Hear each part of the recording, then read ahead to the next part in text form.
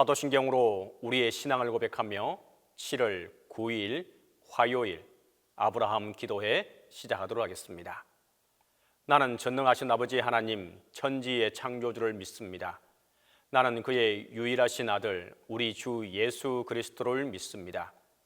그는 성령으로 잉태되어 동정녀 마리아에게서 나시고 본디오 빌라도에게 고난을 받아 십자가에 못 박혀 죽으시고 장사된 지 사흘 만에 죽은 자 가운데서 다시 살아나셨으며 하늘에 오르시어 전능하신 아버지 하나님 우편에 앉아 계시다가 거기로부터 살아있는 자와 죽은 자를 심판하러 오십니다. 나는 성령을 믿으며 거룩한 공교회와 성도의 교제와 죄를 용서받는 것과 몸의 부활과 영생을 믿습니다.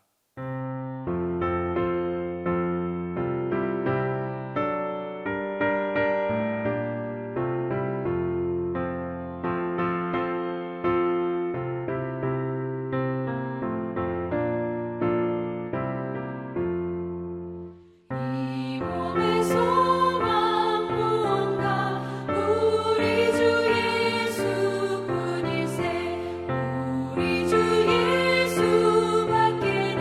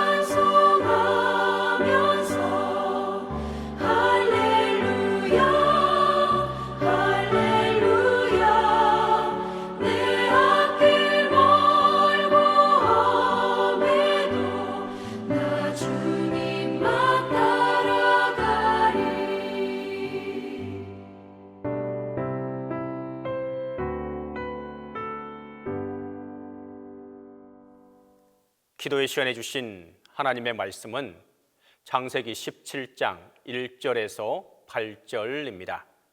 구약성경 창세기 17장 1절에서 8절입니다. 아브라함이 99세 때에 여호와께서 아브라함에게 나타나서 그에게 이르시되 나는 전능한 하나님이라. 너는 내 앞에서 행하여 완전하라. 내가 내 언약을 나와 너 사이에 두어 너를 크게 번성하게 하리라 하시니 아브라함이 엎드렸더니 하나님이 또 그에게 말씀하여 이르시되 보라, 내 언약이 너와 함께 있으니 너는 여러 민족의 아버지가 될지라. 이제 후로는 내 이름을 아브라함이라 하지 아니하고 아브라함이라 하리니 이는 내가 너를 여러 민족의 아버지가 되게 함이니라. 내가 너로 심히 번성하게 하리니 내가 내게서 민족들이 나게 하며 왕들이 내게로부터 나오리라. 내가 내 언약을 나와 너 및 내 대대 후손 사이에 세워서 영원한 언약을 삼고 너와 내 후손의 하나님이 되리라. 내가 너와 내 후손에게 내가 거류하는 이 땅 곧 가나안 온 땅을 주어 영원한 기업이 되게 하고 나는 그들의 하나님이 되리라.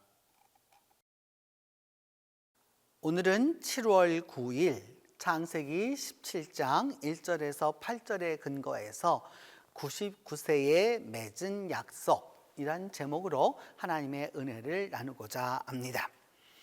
이제 아브라함이 하갈을 통해서 아이를 얻으려고 했었던 그 계획은 이스마엘이 태어남으로써 이제 이루어지긴 하였지만 이는 궁극적으로 하나님의 약속과는 반대되었습니다. 그래서 창세기 27장에 이르러서 하나님이 다시 아브라함에게 나타나십니다. 그러면서 이렇게 말씀하십니다. 나는 전능한 하나님이라. 너는 내 앞에서 완전하라. 이렇게 말씀하고 있는데 이 전능한 하나님이라고 번역된 엘 샤다이는 그 성서 안에서 여러 번 반복되는 단어입니다. 야곱에게도 하나님이 전능하신 하나님으로 나타났었다라고 말씀하시기도 하고 시편에도 보면 전능한 하나님이라고 말했을 때 이 엘 샤다이가 계속해서 반복되게 되는 것이죠. 그러면서 이제 하나님은 내 언약을 나와 너 사이에 두어서 너를 크게 번성할 것이다 라고 말씀합니다. 몇 주 전에 말씀드렸던 대로 하나님의 계약이라고 하는 것은 동물을 쪼개어 놓고 그 사이를 지나가는 것이었기 때문에 오늘 하나님의 말씀은 바로 그와 같은 말씀인 것이죠. 그러면서 보라, 내 언약이 너와 함께 있으니까 이제 너는 여러 민족의 아버지가 될 것이다 라고 이제 말씀합니다. 그래서 너의 이름을 이제 아브라함에서 아브라함이라고 이제 하라고 하나님은 말씀합니다. 여기에서 이 해가 들어감으로써 이제 아브라함이 되게 되고 아브라함의 이름이 개명됩니다. 이제까지 우리는 아브라함이라고 하는 의미로 가지고 왔는데 아브라함의 의미는 우리말로 하면 큰 아버지라는 뜻입니다. 큰 아버지라고 하면 우리가 큰 아버지 또는 할아버지 이렇게 말할 때 그 의미는 그냥 아버지라고 하는 의미에서 뭔가 조금 더 다른 것이죠. 아버지인데 큰 아버지라고 하면 큰 아버지는 뭔가 그 능력과 권세와 능력이 더 큰 것을, 그래서 그걸 순 우리말로는 한 아버지를 갖다 해서 할아버지라고 말하는 것과 같습니다. 아브라함은 바로 이런 큰 아버지였습니다. 이게 큰 아버지라고 하는 의미였는데 할아버지가 되는 게 그런 할아버지적인 의미에서 이제 아브라함이 됩니다. 이 아브라함이라고 하는 뜻은 어떤 뜻이냐면 여러 민족의 아버지가 된다라고 하는 그런 뜻이 되죠. 보다 더 이제 넓게 되는 그런 의미를 갖습니다.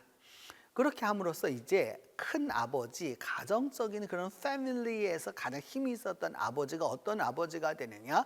국가의 아버지가 되는 것이죠. 그래서 이쪽 부분을 갖다가 그저 우리 한문을 쓴다면 큰 대자에다 아비부자를 썼다면 여기는 국부라고 말할 수 있는 것입니다. 이 아브라함이라고 하는 이름을 우리는 아브라함이라고 하는 인물과 동일시해서 이제까지 고유명사로만 생각했습니다. 그런데 소위 그 고대 근동의 문헌과 어원학이 발달하게 됨으로써 이 아브라함이라고 하는 그 의미를 찾고자 아주 학자들의 연구가 계속되었습니다. 그래서 이제는 알게 되었습니다. 히브리어에만 아브라함이 있는 게 아니라는 사실입니다. 이집트어에도 있고요, 마리 문서에도 있고요, 에블라에도 있고요, 아주 여러 군데 나옵니다. 동일한 의미를 갖는 것이죠. 뭐냐, 아브라함아 또는 아브라함 또 여러 가지 그런 표현으로 하지만은 약간의 차이만 있을 뿐, 아브라함이라고 하는 말은 고대 근동에서 편만했던 말입니다. 곧 이유는 무엇과 같으냐 하면, 여러분, 아브라함이라고 하는 그 이름은 개인의 이름도 되지만 그 개인으로 대표되는 공동체 전체가 말하는 일반 명사와도 같습니다. 그러니까 이제까지 이야기를 우리 너무나도 개인 아브라함에게만 그 초점이 맞추어져 있었다면, 성경은 이제 그것을 넘어서 보라고 하는 것이죠. 무엇이냐 하면 온 세상의 아버지가 되는 분, 바로 아브라함에 대해서 이야기하고 싶어 하는 것입니다. 그래서 하나님은 뭐냐면 이제 열국의 아비가 될 것이다, 열국이라고 하는 온 세상의 아버지가 된다라고 이제 말씀하시는 것이죠. 바로 여기에서 우리가 기억해야 할 바는 이것입니다. 하나님은 고대 근동에 있어서 여러 지역에서 사용되고 있었던 그 이름 가운데 하나였던 그 이름을 그대로 우리가 쓰도록 하신 것이죠. 그러면서 그 의미를 새롭게 하신 것과 같습니다. 이것은 여러분, 오늘날 우리 기독교회가 쓰고 있는 여러 가지 이름들 가운데서 우리 교회의 직분 가운데 장로님이 계십니다. 이 장로라고 하는 말이 우리 성경 안에서 또 교회 안에서 이렇게 쓰여지게 될 때에는 큰 의미를 갖습니다. 본시 장로는 기독교의 언어가 아닙니다. 기독교가 만들어낸 말도 아닙니다. 이미 우리 민족이 갖고 있었던 언어입니다. 그래서 우리가 국어사전을 살펴보면 장로 하면 넘버 원이 뭐라고 나오느냐 하면, 불교에서 선방에서 큰 어른을 이르는 말, 두 번째는 개신교 평신도 지도자를 이르는 말, 이게 되어 있습니다. 근데 우리가 여러분 평상시 일반인들이 살아가는 속에서 장로 하면은 교회의 장로를 말하지, 이렇게 선방에 있는 장로를 거의 사용하지 않는다는 말이죠. 이는 교회가 이 땅에 들어와 한국화되어서 장로라는 말을 기독교화한 것이죠. 신학적으로 말한다면 교회가 한국 언어에 세례를 주어서 이제 기독교적으로 이처럼 사용하고 있다라는 말입니다. 마찬가지로 여러분, 성경도 그와 같습니다. 성경이라고 하는 게 그냥 어느 하늘에서 뚝 떨어지는 그런 아무 시공간을 초월한 책이 아니라 그 시대와 역사와 그 상황과 문화 속에서 존재하면서 하나님의 뜻을 이어가는 것이 바로 성경입니다. 그렇기 때문에 성경도 또한 여러 그 외국어를 많이 받아들입니다. 그래서 히브리어 자체가 그렇게 외국어를 받아들임으로써 그 외국어를 가지고 하나님 신앙 안에서 새롭게 그것을 정결케 해서 사용하고 있는 것이죠. 바로 아브라함이 그 대표적인 경우라고 할 수 있습니다. 그래서 이후에는 이런 계명 사건들이 여러 번 나오게 되죠. 야곱에게 있어서도 야곱이라고 있는 부르지 아니하고 이스라엘이라 부를 것이다 라고도 이야기하고, 신약 시대에는 여러분 또 이런 것들이 아주 보편화되었죠. 우리가 잘 알고 있는 예수님의 수제자가 히브리 아람어 이름으로는 게바이죠. 게바인데 결국 그것은 헬라 말로는 뭐가 되느냐, 페트로스가 되게 되는 것이죠. 그래서 같은 의미를 갖고, 게바라고 하는 말도 바위라는 뜻이고, 그 다음 페트로스라고 하는 말도 바위라는 뜻입니다. 단지 언어를 바꿔서 이렇게 써갔던 것이죠. 오늘 아브라함도 그와 동일합니다. 하나님은 99세에 아브라함에게 나타나셔서 아브라함이 될 것을 말씀하고 있습니다. 왜냐하면 이제 아브라함은 개인의 자식을 이어가는 그런 존재가 아니라 하나님의 뜻을 이어가서 온 세상의 믿음에 추가되는, 그 바로 믿음의 모본이 되는 바로 그런 분으로 만들어주고자 하셨기 때문입니다. 그래서 하나님은 말씀합니다. 내가 내 언약을 나하고 너 사이에, 아브라함 사이에, 그리고 아브라함의 후손 사이에서 영원한 언약을 심어주어서 내가 너의 하나님이 될 뿐만 아니라 너의 후손의 하나님도 된다라고 말씀하십니다. 그래서 아브라함이 돌아간 다음에는 이삭에게는 누구의 하나님으로 나타나느냐? 아브라함의 하나님으로 나타나십니다. 이삭이 죽고 나서 야곱에게 누구의 하나님으로 나타나느냐? 아브라함의 하나님, 이삭의 하나님으로 나타나십니다. 야곱이 죽고 난 다음엔 어찌 나타나느냐? 아브라함의 하나님, 이삭의 하나님, 야곱의 하나님이라고 이렇게 말씀하게 되는 것이죠. 바로 성경은 이와 같은 하나님의 그 은혜의 연결성, 은총의 연결성, 구원의 연결성을 말씀하고 있는 것입니다. 그래서 하나님은 다시 한번 아브라함에게 말씀합니다. 지금 내가 이게 살고 있는 이 땅을 그 내 후손에게도 줄 것인데 가나안 온 땅을 주어서 영원한 하나님의 기업이 되게 하고 나는 그들의 하나님이 될 것이다 라고 이제 말씀합니다. 여러분, 이 가나안이라고 하는 지역을 우리가 기억해 두어야 할 것은, 가나안이라고 하는 것은 이스라엘 땅 이렇게 생각하시면 안 되는 거고요. 가나안이라고 하는 것이 더 포괄적 개념입니다. 가나안이라고 하는 것은 바로 시내 반도 그 위에서부터 시작되어서 저 레바논 또 그 위에까지도 이어지는 지역을 일컬어서 가나안이라고 하는 것입니다. 가나안은 그래서 그 원뜻은 무슨 뜻이냐 하면은 저지대라는 뜻입니다. 낮은 지역이라는 뜻이죠. 왜냐하면 아람은 이렇게 고원지대입니다. 모압이나 이런 쪽은 전부 다 고원지대죠. 높은 지역에서 내다보면 낮은 지역이기 때문에 가나안이라고 불렀던 것이고요. 또 이 가나안이라고 하는 말은 이 크나안 여러 가지로 사용되는데 어떤 의미냐면 자주색이라는 말입니다. 왜냐하면 소위 이쪽 이 가나안 지역에서 자주색 물감이 나왔기 때문입니다. 그래서 그 자주색은 바로 왕실과 귀족들에게 사용되었기 때문에 가나안 하면 어떤 그런 왕실과 연관되어 있는 아주 귀족화된 바로 그런 지역도 의미하게 되고, 당연히 그러한 것들은 무역을 통해서 지중해 연안에 고대 근동에 다 퍼지게 되었습니다. 그러다 보니까 가나안이라고 하는 것은 바로 무역지대를 의미하게 되는 것이죠. 그래서 무역과 상업이 풍부한 지대다라고 하는 것을 알 수 있습니다.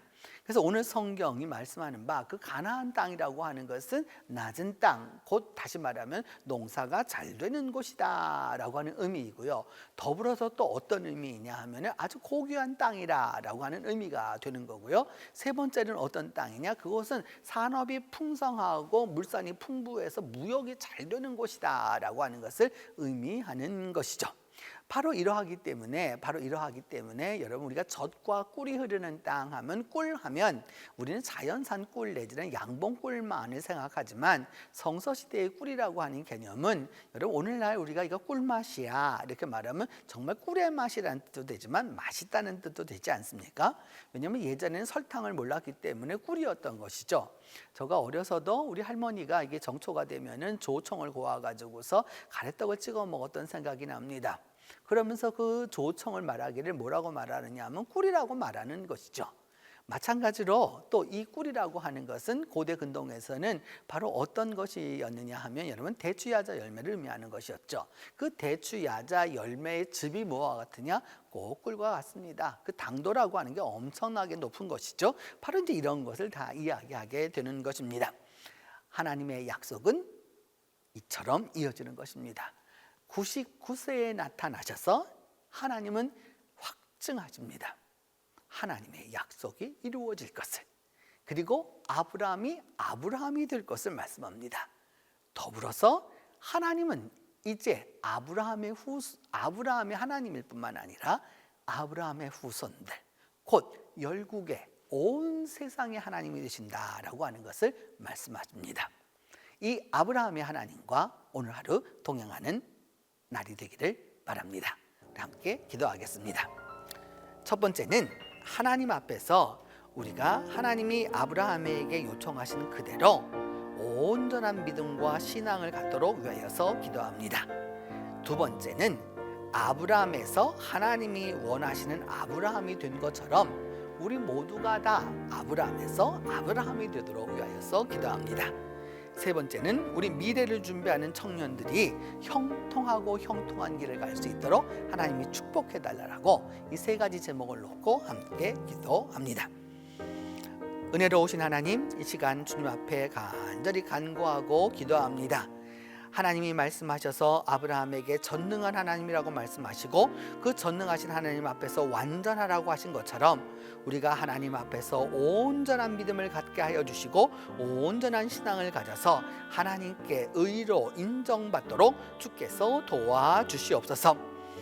아브라함을 아브라함으로 만들어 주셔서 가정의 아버지에서 세상의 아버지가 되게 하여 주셨고 가정적인 신앙인에서 이제 전 세계의 신앙이 되도록 말씀해 주셔서 믿음의 조상이 되었던 것처럼 우리 모두가 다 개인적으로 시작하지만은 하나님이 원하시는 인물들이 되도록 주께서 은혜를 베풀어 주시옵소서. 하나님 이 시간 기도하고 원하는 것은 미래를 준비한 우리 청년들이 있습니다. 우리 청년들 모두에게 형통하고 형통한 길로 인도하여 주시옵소서. 그리하여서 우리 청년들이 가는 길을 주께서 형통하고 형통케 하사 믿음 안에서 승리하는 삶을 살 수 있도록 주께서 도와주시옵소서. 자비로우신 하나님, 그리함으로 말미암아 믿음 안에서 우리 모두가 다 아름다운 길을 가도록 주께서 도와주옵소서. 하나님, 오늘도 우리가 주님 앞에 이제 아브라함이 99세에 맺은 약속을 기억하며 기도합니다. 우리가 아브라함처럼 온전한 믿음과 신앙을 갖도록 도와주시고 아브라함에서 하나님이 원하시는 아브라함이 되었던 것처럼 우리도 하나님이 원하시는 인물로 성장하도록 하나님이 함께해 주시옵소서. 이제 미래를 준비한 우리 청년들을 축복하여 주시고 축복하여 주셔서 형통하고 형통한 길로 인도하여 주시옵소서. 하나님, 그리함으로 말미암아 주 안에서 아름다운 하루를 살아갈 수 있도록 이 하루 동안 축복하여 주옵소서. 이제 주님께서 가르쳐 준 기도로 오늘 기도에 마치도록 합니다. 하늘에 계신 우리 아버지, 아버지의 이름을 거룩하게 하시며 아버지의 나라가 오게 하시며 아버지의 뜻이 하늘에서와 같이 땅에서도 이루어지게 하소서. 오늘 우리에게 일용할 양식을 주시고 우리가 우리에게 잘못한 사람을 용서하여 준 것 같이 우리 죄를 용서하여 주시고 우리를 시험에 빠지지 않게 하시고 악에서 구하소서. 나라와 권능과 영광이 영원히 아버지의 것입니다.